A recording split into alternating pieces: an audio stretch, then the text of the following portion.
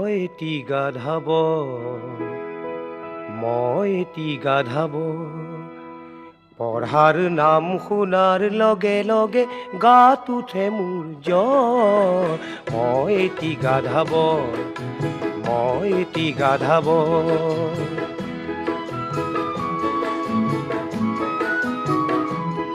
মই স্কুলৰ ফিজ ঘৰত খুজি চিনেমা হলত দিলোঁ